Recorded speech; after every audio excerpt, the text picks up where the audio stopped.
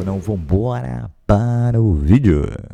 Se o Crespo escalar 3 zagueiros no domingo, quem deveria ser o terceiro? Essa é uma ótima pergunta. Ótima pergunta. Eu acho que deveria ser o Ferrarese. Eu sei que o Toló jogou bem, mas o cara jogou do lado esquerdo. Eu acho. Então, mas eu acho que aí não seria do lado esquerdo, jogaria o Sabino. Eu, depois do jogo com o Toló, isso é verdade. Pela atuação, eu colocaria o Toló. Eu acho mais confiável. É mais lento? É. Muito mais. No mano a mano com o Vitor Roque, o Ferrarese é capaz, mas eu acho que o Vitor Roque ele vai ter vantagem sobre qualquer zagueiro do São Paulo, talvez não contra o Arboleda na velocidade. E acho que o Ferrarese, embora seja um bom jogador, ele erra demais para um zagueiro. Acho que o Toló erra menos, é um jogador mais experimentado. Eu depois do jogo do Curitiba, eu colocaria Tolói, Arboleda e Sabino. Laerte Souza, quando voltamos a jogar no Morumbi, revoltante isso. Só depois a possibilidade maior agora é justamente contra o Palmeiras num sábado à noite, mas lá em abril, eu acho. Quase em abril. É surreal isso, cara. É surreal. Toda vez que eu vou ao jogo no Morumbi, eu faço uma espécie de despedida provisória, sabe? Lembrando que o São Paulo fez um jogo contra o Grêmio no Morumbi. O último foi um puta jogo do São Paulo. João Luiz Oliver, tô torcendo pra aparecer alguma falcatrua com a Live Nation, pro Macis rescindir o contrato com eles e liberar o Morumbi. Pois é, cara. Eu também. O incrível que pareça. Luiz Capelli, por que os clubes insistem em técnicos que têm prazo de validade? Diniz, Cuca. Todo técnico tem prazo de validade, né? Mas esses estão aí. É que agora com a invasão dos estrangeiros, esses caras não têm emprego na semana seguinte mais. É diferente. E acho que tem uma diferença grande entre Diniz e Cuca, né? O Cuca, ele normalmente abandona os trabalhos. Ele não dá continuidade. Agora não tanto, mas que agora os convites diminuíram até por conta disso. E o Diniz, que não larga, ele não larga, só quando o time desiste dele, é o contrário. Eu acho que ele é muito refém de uma mesma fórmula que muitas vezes se esgota, de fato. O Gustavo Cassaro tem outra formação. 5-0, inesquecível, né? Que o São Paulo tinha acabado de vencer a Copa do Brasil, tomando de 5-0. Aquela escalação maluca. Mas tá fora de ordem aí, não tá? De baixo pra cima. Baixo pra cima. Lá, canto direito, baixo. Depois 0-0 na Supercopa em 2024, o São Paulo acabou campeão. 1-1 na primeira fase do Paulistão em 24. 0-0 no Brasileirão em 24 também. 2-1 pro Palmeiras em 24, aquele gol que foi da última bola, não foi isso? Ou foi o gol do pênalti do... Não, foi o gol, última bola, Flaco Lopes de cabeça. Flaco Lopes de cabeça. Não, eu vou sacar ele, sim. Paulistão, Palmeiras 0, São Paulo 0, em 2025, depois na semifinal 1-0, o gol que muita gente reclama que não teria sido pênalti do Arboleda no Vitor Roque. Em 25 no Brasileirão, 1-0, esse sim, o gol do Vitor Roque na última bola. 3-2, o jogo mais polêmico que até hoje se fala, do Brasileirão de virada do Palmeiras 3-2. E 3-1 no Paulistão agora. Foram o Palmeiras mandante por 6 vezes e o São Paulo 4 vezes. Nos últimos... Nesse período. Vamos combinar que o São Paulo não ganhou nunca, é isso? Nos últimos... São Paulo não tem nenhuma vitória. Não, mas é o recorde. Nos últimos 5 jogos só foi um no Morumbi, né? Isso. E o São Paulo não venceu nenhum nos últimos 10 jogos. Exato. Essa é a montanha que o São Paulo tem que carregar aí. E aí os números de Palmeiras e São Paulo em 2026. Os dois têm 13 jogos, 9 vitórias do Palmeiras, 8 do São Paulo, 2 empates, 3 derrotas do São Paulo, 2 do Palmeiras. Exatamente a derrota do Palmeiras pro São Paulo, do São Paulo para o Palmeiras.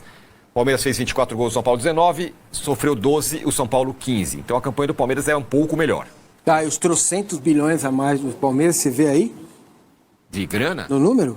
Não, nesse início não. Eu acho que essa coisa ela vem mais à frente. Bom, ok, mas é o que eu tô colocando. Não, São Paulo até hoje... até porque a tabela do São Paulo no Paulista foi muito mais difícil que a do Palmeiras. Mas isso que você está falando, as derrotas a gente são vê nos Paulista. últimos 10 jogos que o São Paulo não ganhou nenhuma. Não, aí sim. Aí você vê que há uma diferença entre os dois times. Bom, e o São Paulo vai como, hein? Temos aí? Temos o Campinho, provável São Paulo. Aí tem discussão. Linha de 4 zagueiros. Rafael, Lucas Ramon, Arboleda, Sabino, Enzo Dias. Lembrando que o Alan Franco está suspenso. Exatamente. Meio campo, isso não deve mudar. Bobadilha, Danielzinho, Marcos Antônio. O que pode mudar é isso aí. Ou é o Lucas, ou é o Ferrarese. Se for o Ferrarese, 3 zagueiros sem Lucas. Luciano e Caleri. E aí a pergunta que a gente está fazendo a semana inteira. O que seria melhor para o São Paulo, Arnaldo? Não, eu tenho uma opinião que eu acho que ela não vai prevalecer, assim como a do Mancini em relação ao Palmeiras. Eu acho que para jogar contra o Palmeiras em Barueri como visitante, é melhor 3 zagueiros do que 3 atacantes, ainda mais sendo 3 atacantes, Luciano, Lucas e Caleri. E assim, o meu raciocínio é para o jogo todo, né? O São Paulo, ele tem um ótimo time titular, mas ele tem um grande problema quando começam as trocas. É um jogo só. O que aconteceu no primeiro jogo de Barueri? Primeiro tempo do São Paulo contra o Palmeiras. Bom. Podia ter feito 2 gols. Virou 2-1 ao Palmeiras. Quando começaram as trocas, acabou o jogo. O Palmeiras fez 3-1. O São Paulo precisa durar, esticar o jogo. Como, aliás, fazia com os outros treinadores em outros momentos. E aí eu acho que, inclusive, a possibilidade da disputa com empate para pênaltis, ela é bem considerável, certo?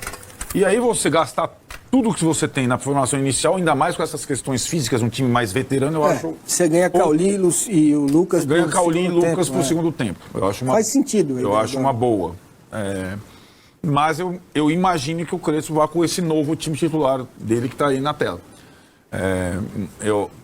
Talvez aí seja o temor do Mancini, do lado palmeirense, de, com essa formação titular hoje do São Paulo, o São Paulo ter a supremacia no meio de campo o tempo todo. Com essa formação que tá. Mas ao mesmo tempo ele é mais vulnerável, né?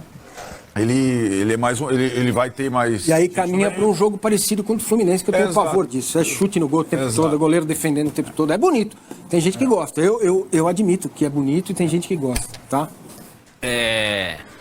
Bom, e tem o fator Lucas, né? Se o Lucas rende ou não rende no gramado sintético. Alguém colocou umas estatísticas aqui, ó. É o Leonardo. O Lucas é vice-líder do time em gols mais assistência na temporada. Único batedor de pênalti do time com mais de 95% de acerto. Líder em duelos vencidos e jogador que mais sofre faltas no time. Exatamente por isso eu guardaria ele pro segundo tempo. Por todos esses números. Senão ele não vai conseguir bater pênalti, não vai vencer duelo nenhum. Com os 15 do segundo tempo ele tem que sair. Só que ele não pode entrar com 2-0 também, que ele não vai resolver nada. Aí não Mas põe, se né? for, foi. Outra questão que eu acho que tem a ver, que diz respeito ao São Paulo, Vessa. Eu que acompanho, por um acaso, muitos jogos do São Paulo, reparo que o São Paulo, em muitos jogos, o jogo contra o Curitiba tudo bem, era time reserva, mas aconteceu também, em outros jogos, contra o Bragantino aconteceu também, que é o São Paulo, até ele equacionar tudo, demora uns 10 minutos. O São Paulo normalmente toma uma pressão no começo, normalmente é um pouco caótico o começo dos jogos. Não foi assim. Que algum anunciante que quiser patrocinar o quadro cara a cara, vocês, por favor, é só chegar. Cara a cara, Palmeiras e São Paulo. Vai dar Aliás, jogo, hein? podia ser a Grow, né? Que tinha. Não tinha um jogo chamado cara a cara? Tem ainda. Rafael Carlos Miguel. Rafael. Muito melhor que o Arboleda. Hoje não é mais não. Ele tá ficando mais velho e tal, eu vou no Arboleda. O Arboleda tá ficando mais novo? O Arboleda tá ficando mais novo. A diferença era muito Se eu voltasse no Arboleda, que é o meu preferido, já teria vencido. Então Arboleda. volta no Gustavo Gomes, os universitários. O Gustavo Gomes é melhor que o Arboleda. Você votou no Gustavo Gomes? Não. Sei lá, achei que podia ter mudado. O Arboleda tá ficando mais novo com o tempo. Então tá, 2-2. Mas Eu votei no Arboleda. ele tem o poder do vinho, o Arboleda. Ele Eu tem. sei, O eu conheço Gustavo bem. A gente Gomes. sabe bem, ele tem o poder do Conheço vinho. bem isso. Só pra deixar claro. Arboleda ou Gustavo Gustavo Gomes universitários? Arboleda de Ih! Quem Fernanda? Olha lá, ó. ó. Dedos pra cima. Isso. Sabinão ou Murilo? Olha, É bom esse também. ano tem disputa, hein? Eu Ele dá uma melada. Deu uma carteirada. Aí né? também tem jogo agora. Não Em Sorias e Piquerez. Parte de trás tem O jogo. Piquerez, eu gritaria Piquerez. Hoje eu já não consigo. Tá Essa é certo. uma questão Difícil. preocupante, você Sim, não acha? Claro. E acho que a pressão do Palmeiras não é só a questão... como o Palmeiras... Consigo mais com essa ênfase toda. Então, Piquerez. Mas bem de levinho ali, porque... Eu vou falar baixinho. Piquerez baixinho. Antes era Piquerez gritando. O Arboleda, ótimo zagueiro na recuperação, não sai bem. O Bobadilha não sai bem. Então, a questão... E não tem o Alan Franco. E não tem o Alan Franco. Lucas Ramon e Kelvin. Bom também. Mas é um parelho por baixo, né? É ainda por baixinho ali, não é os dois. Não é aquele duelo que você fala, é Arrascaeta ou... Aqui. E o Palmeiras? Palmeiras, grande São Paulo 7-3 pra mim. O quê? É mais representa o clássico, tem que Palmeiras. ser assim mesmo, né, gente? Esse aqui representa o São Paulo. 6-4 porque o empate é do nossas empate é de fichas. São Paulo. Por isso. Tá. Mas ontem mesmo você aventou a possibilidade do São Paulo ir com 3 zagueiros, pensando na forma como o Palmeiras joga. Você acha que o Crespo pode adotar essa estratégia? E o que seria melhor para o São Paulo para enfrentar esse Palmeiras que tá embalado, assim como São Paulo também. Ele pode variar durante o jogo também, né, Luiz? Ele tá treinando possibilidades ali, de repente ele começa com os 3 zagueiros, solta um, né, no decorrer da partida, ou faz o caminho inverso, começa ali com aquela linha, vê como é que se sai, porque tem uma limitação física do São Paulo também para jogar nessa formação que foi contra o Bragantino. Dá ali, já na segunda etapa, 15, 20 minutos, você perde Danielzinho, perde Bobadilha, acabou o time do São Paulo. Então é algo realmente a ser observado pelo Crespo. Eu acho que o melhor jeito para o São Paulo jogar é o São Paulo jogar como o São Paulo joga. Ou seja, os melhores momentos do São Paulo no clássico contra o Palmeiras é quando o São Paulo está bem. E o São Paulo está bem jogando com 2 zagueiros.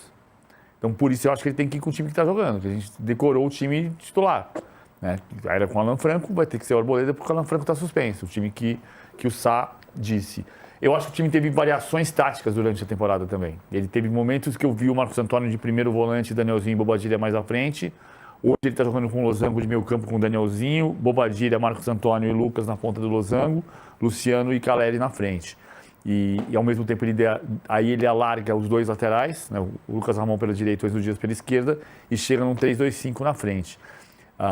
Ele pode ter dificuldade contra o meio campo do Palmeiras. O Palmeiras é um time forte também, mas o melhor São Paulo é o São Paulo que está ganhando. Esse jogo passa pelo meio de campo? Por onde vai passar esse jogo aí? Eu acho que passa muito pelo meio. Esse vai ser o duelo também, mais né? legal de assim, observar na partida, ver esse encaixe do meio de campo do Palmeiras, mas assim, especificamente do São Paulo. Porque esse comportamento do São Paulo, isso quando você perde o Alan Franco, você perde uma saída de jogo também. Porque o Arboleda, ele tem alguns momentos que ele na saída de jogo ele é um pouco mais estabanado que o Alan Franco. E aí tem o Damian Bobadilha, que vem errando esse passe central no círculo da área. Isso contra o Bragantino não foi gol, mas contra o Palmeiras, no clássico ali, na Arena Barueri também, essa temporada foi gol. Né? Então é algo realmente para ficar de olho. Foi acho que o Andreas Pereira que deu o chute fora da área, não vou enfim, lembrar agora, acho que o Fábio Latifi pode me ajudar. Mas esses erros individuais, quando você pega o jogo da primeira fase ali, é o clássico 3-1 com 3 erros individuais do São Paulo na saída de bola. Esse é o ponto principal para o São Paulo ficar de olho. E foi a última derrota do São Paulo, né? Depois 8 jogos depois, vem o arco... essa sequência, o negócio engatou, 7 vitórias e um empate, realmente foi um divisor de águas, ali foi uma virada de chave que o São Paulo teve depois, e isso é um elemento bem legal desse jogo, porque as duas equipes estão bem. O Palmeiras também que reencontrou o seu melhor futebol, embalou aí a série invicta do São Paulo, começa contra o Flamengo, uma vitória contra o Flamengo, que foi depois desse jogo contra o Palmeiras, até o último aí, que foi essa vitória contra o Coritiba, que foi super importante, porque foi com um time muito mexido, um time praticamente reserva, 3 titulares fora de casa, ainda pôde...